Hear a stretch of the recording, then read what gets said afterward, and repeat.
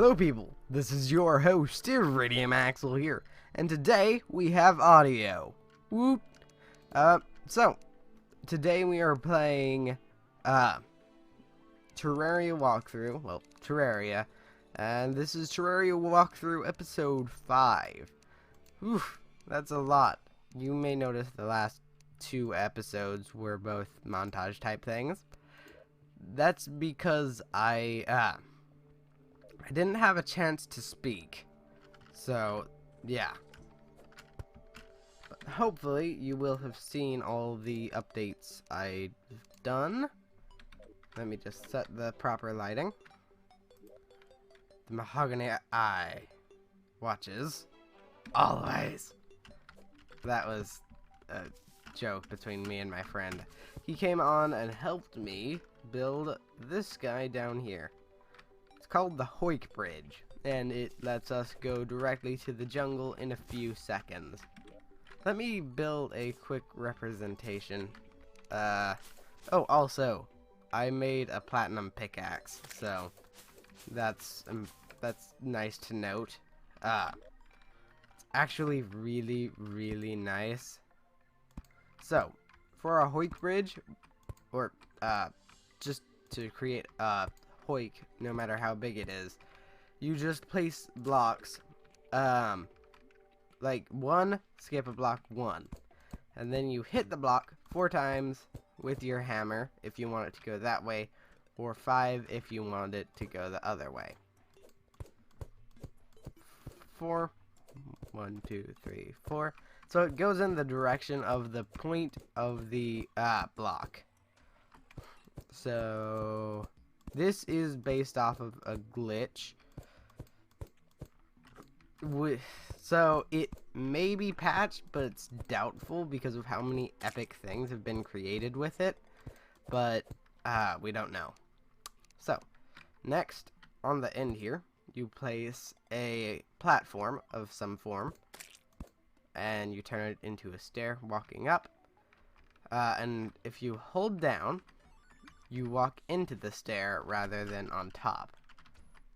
So, and if you just keep walking, as you can see, it almost teleported us. That's because it goes, I want to say each nub there, you travel by 1 each game tick. And there are 60 game ticks in a second, unless you're running at 30 frames per second like I am. So, along with that, I've built this house, added on a few pieces so you can get directly to it and stuff like that. This will be our work area. So, yeah, I plan to expand it further, but that's what we have so far. Yeah. So today, what were a few things I wanted to do? Well, I definitely want to fight the Eye of Cthulhu again, because we still have one of him. Let me actually go deposit some stuff real quick. Potions. Quick stack. Materials. Quick stack. Oh, also, we have these stingers and jungle spores from the jungle. Stingers are dropped by the hornets, and jungle spores are the green things you find around. And you can actually create a lot of stuff with those. So this guy is called the Blade of Grass. We could also make the Thorn Chakram, which does 25 melee damage. So it's pretty much a boomerang. But I really want the Blade of Grass because of how strong it is. 28 melee damage. And it's humongous. You can't swing it as fast as even my lazy Knight's Edge, but still. It's really good. If we have 10 more stingers, we can make the Thorn Chakram also. So that's something to note. Here, sort. Yeah. I don't know where to put the lime kelp I guess I'll just put it in the materials chest. Sake decreases defense by a little bit, but it increases your attack by a bit also, like melee attack. So if I take one real quick, I bought it from the traveling merchant, which is a guy that comes every once in a while. I just realized I haven't explained the majority of our NPCs, which I should probably do. Then we'll fight the Eye of Cthulhu immediately after. One moment. Sneeze. Okay, so we have Daniel the dye trader. So he just trades silver dye and dye vat. So that's what you use to craft dye. We actually might want to buy one of these at one point, but right now we don't have any gold to spend. We have the party girl. She just sells random bits and bobs for parties. Bubble wand, 5 gold. Firework fountain, firework box, bubble machine, smoke bomb. Pretty much all of that is useless, but really cool. This was the guy I wanted, but now that we have the Dryad, we don't need him as much. Because the Dryad, well, the reason I wanted the Demolitionist was to blow through the corruption blocks. But now that we have the Dryad, we can buy this purification powder, which will get rid of, like, turn those corruption blocks into normal stone. Here we have our final guy who sells the mini shark. I really want to get this because this is pretty much our next step as far as weapon progression. Yeah, and that's pretty much it. This guy will sell more guns later on. The painter sells paint and stuff that you can use on your houses to make them look rather interesting. Alright. It's about to be night, but it isn't quite yet. I guess I'm going to use my demon bow to fight it. I still have 2 minutes of sake left. It only adds 2 attack and takes 4 defense, so the pluses and minuses are up to the person to decide. Oh, Blood Moon. I'm going to go away from our base so that it's not as bad.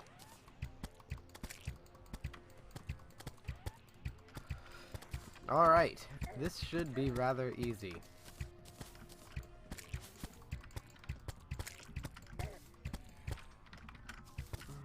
Alright, so, the Eye of Cthulhu, we've fought him 3 times in episode 3, which was the last episode with commentary. And, as you know, he's not particularly hard.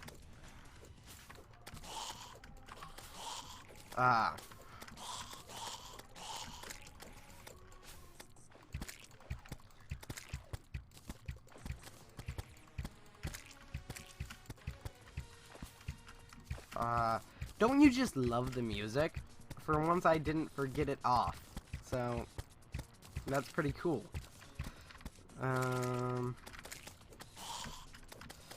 It's so nice to be doing so much damage.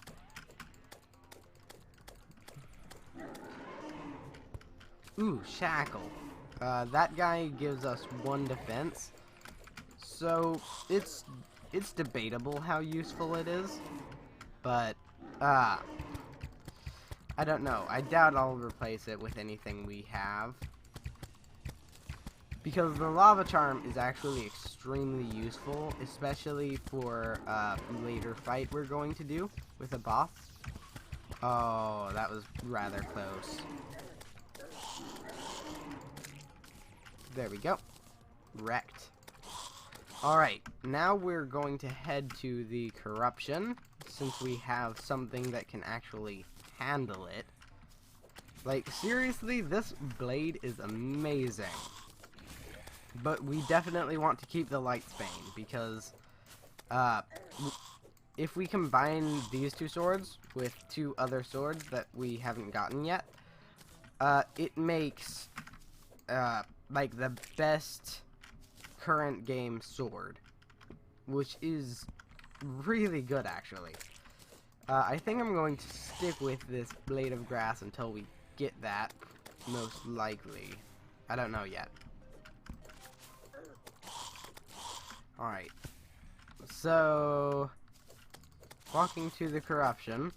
Oh yeah, these! I managed to find a few floating islands, which are just like random islands you find in the sky that have a little house and a chest in them. And yeah, I haven't checked the chests yet, so I don't know what's in them. I wanted to check them with you guys. So I made some of these straight up. So we'll get to that immediately after our encounter in the corruption. It just occurred to me this is going to be really hard to take on because of the massive amount of mobs.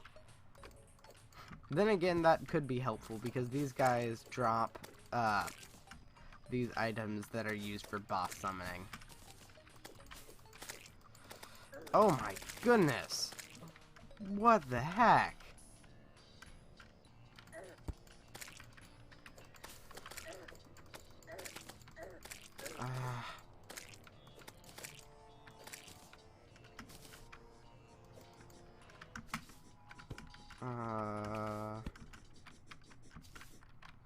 Okay, working our way down this shaft.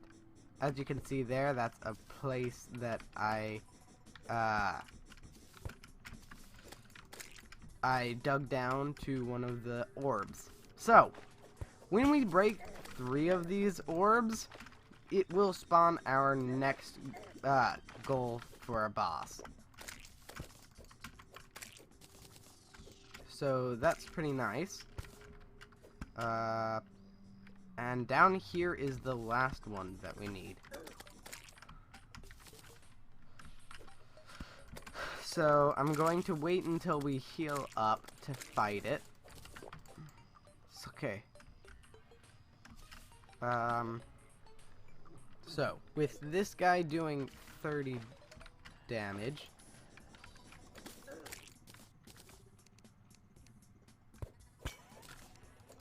alright, there we got a musket.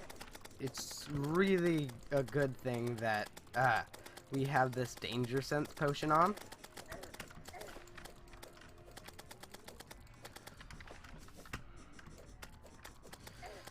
Because this way we can predict where he's coming. And yeah, so we don't have to be nearly as scared of it.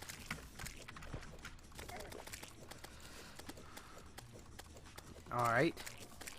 This guy seems to be doing the work rather well.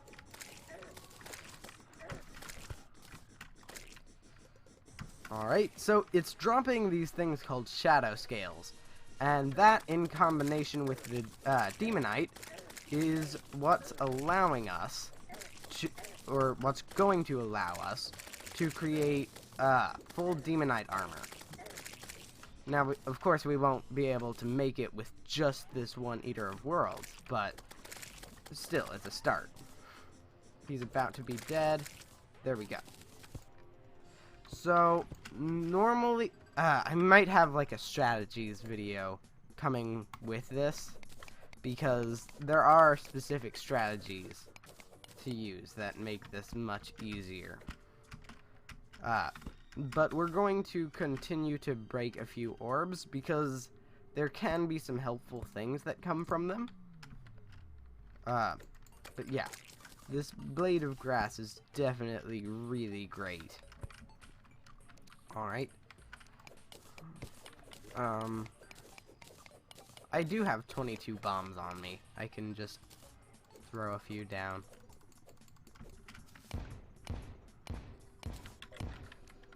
There we go. cleared a path straight to it. Follow hurt. That is our first flail.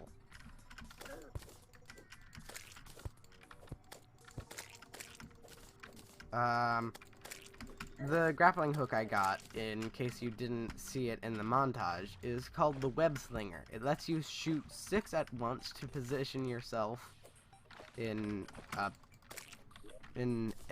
easy to maneuver position. So it's rather useful. This platinum pickaxe is so useful. I've been saying useful a lot. Oh. That's another band of star power. And a meteorite has landed. So meteorite, it's basically a specific ore, and it's helpful, but it's mainly a magic, it's helpful for magic users, and I'm thinking of going like as an all-around character rather than any specific class. Ooh, Ancient Shadow Helmet. Pretty much what that's about is they used to have a different texture for the shadow armor, so you can get it every once in a while.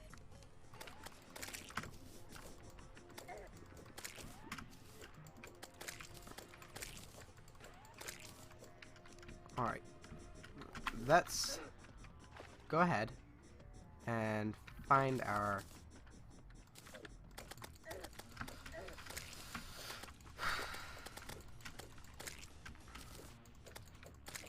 Alright, we've pretty much got this in the bag.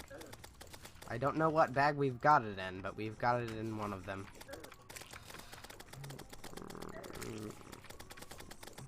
Alright, so we are actually doing a massive amount of damage to this guy. Like, I'm pretty sure at this point I can literally just stand still and swing my sword and kill it.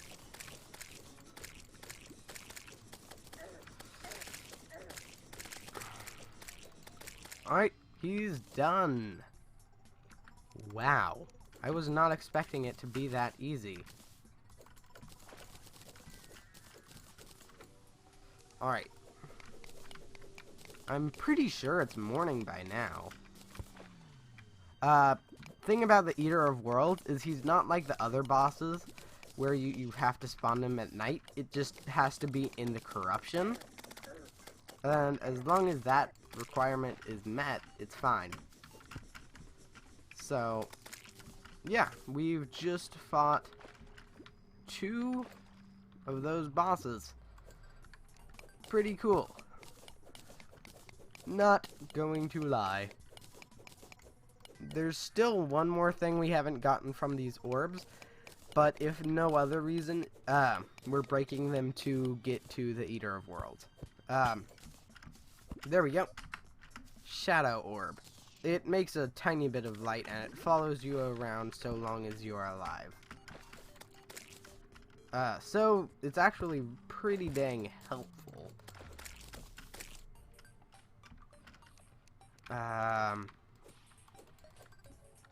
You may think this is the last orb in here, but they have second corruption over to the side, so we don't have to worry about that. Alright. Break this guy. So I'm gonna have a bunch of stuff to sell when we go back home. And I'm pretty sure there may be... Yep. Just like I thought. 4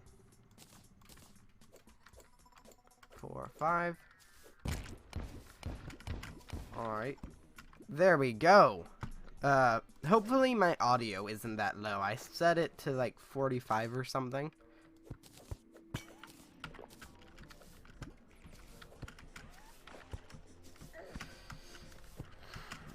Alright. Wow, I'm surprised how smoothly that went.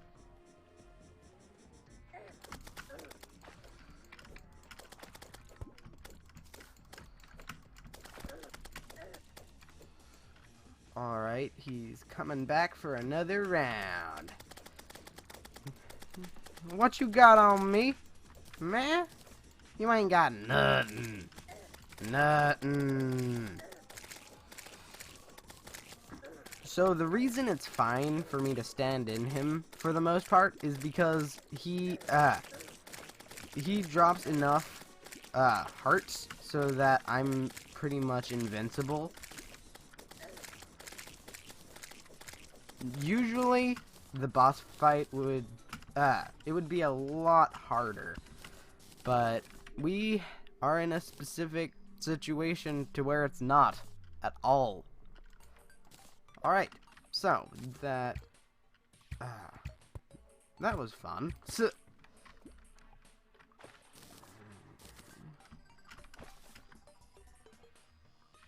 Eater of World's Mask. I guess we could, like, collect all the masks. Because we all... Wait, no, I think I threw away the Eye of Cthulhu mask. Well, we're bound to get another one. Alright. So, I guess we can head back to spawn and sell a whole bunch of stuff. Doink, doink, doink. Oh, that's not a danger sense potion. That's a hunter's potion. I was incorrect. Alright. Corrupt seeds. Band of star power. These can be helpful later, so I'm going to keep them. Then again, I have 3. I'll sell 2 and keep 1. Same goes with the ball of hurt. Sell 1, keep 1. Did we only get 1 musket? I thought we had 2.